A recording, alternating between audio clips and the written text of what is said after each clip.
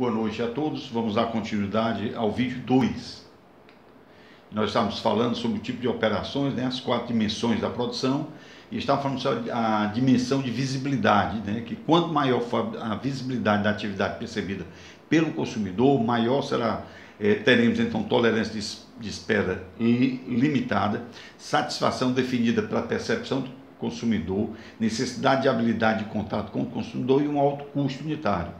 Mas quando for menor a visibilidade da atividade percebida pelo consumidor, nós temos tempo entre a produção e o consumo, uma padronização, pouca habilidade de contato e baixo custo.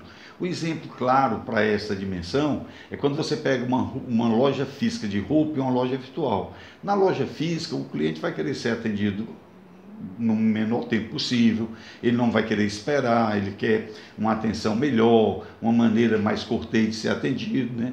Quer o produto já em pronta entrega, etc, etc. Enquanto que na loja virtual não, você dá um prazo de 15 dias, 20 dias para entrega, e aí você vai ter um tempo maior entre a produção e o consumo, vai ser mais padronizado, não tem o contato, não tem que ter habilidade de contato com o consumidor, fazendo que o custo unitário seja mais baixo.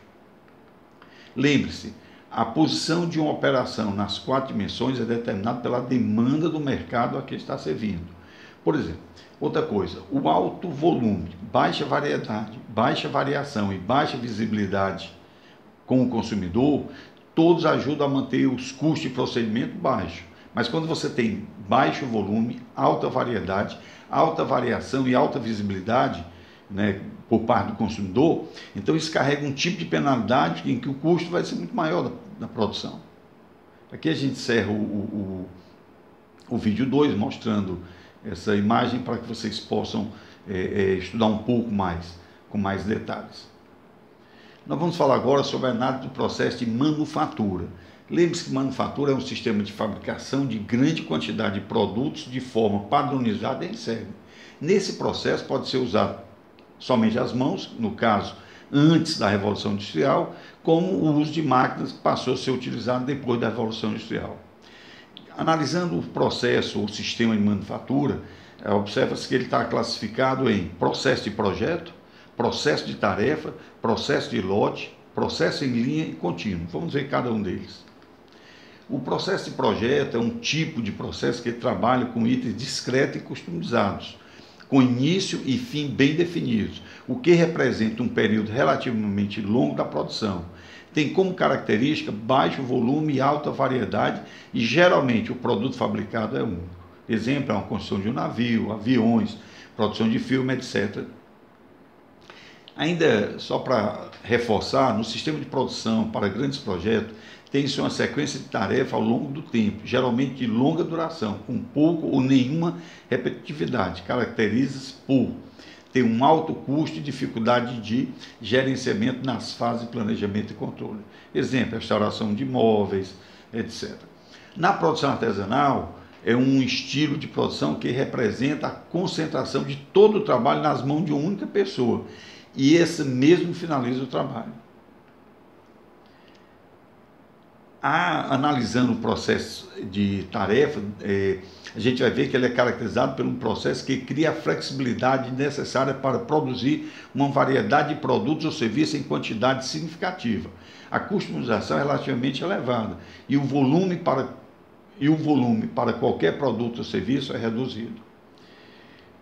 Usinar uma peça fundida de metal para atender um pedido customizado, por exemplo, um paralama, um capô de um carro, etc. Fornecer atividades em sala de emergência, entre outros. A produção em lote, a organização desenvolve uma quantidade limitada de um tipo de produto de cada vez. Por exemplo, os carros são produzidos em lotes. Como o próprio nome diz, os produtos são fabricados em lotes. Possui como característica alto volume e baixa variedade. Já na produção em massa, é o termo que designa a produção em larga escala de produtos padronizados através de linha de montagem. Esse modo de produção foi popularizado por Henry Ford no início do século XX, particularmente na produção do modelo Ford T.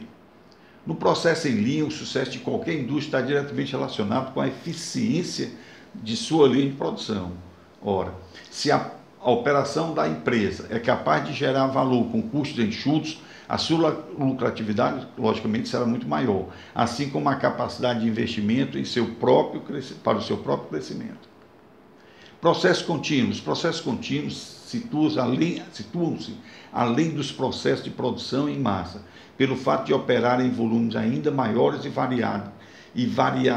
variedades muito baixas, pois trabalham em um processo ininterrupto devido às características da operação, petroquímicas, fornecimento de energia elétrica, fábrica de papel, entre outros. Produção contínua é um método usado por muitas empresas de manufatura para fazer a maior quantidade de um produto no menor espaço de tempo possível. A ideia por trás desse conceito é a produção constante, sem qualquer tipo de pausa ou interrupção. Os tijolos, por exemplo, telhas, enfim, são produzidos em larga escala e sem uma paralisação. As organizações de serviço, pode ser serviços profissionais, serviços de massa e lojas de serviço. Serviços profissionais, só ocupação no setor terciário da economia, como contadores, engenheiros, médicos. Serviço de massa, estádio de futebol, grandes supermercados, cartão de crédito, varejos, grandes companhias aéreas, entre outras. Lojas de serviço, banco, restaurante, hotelaria, agências de viagem.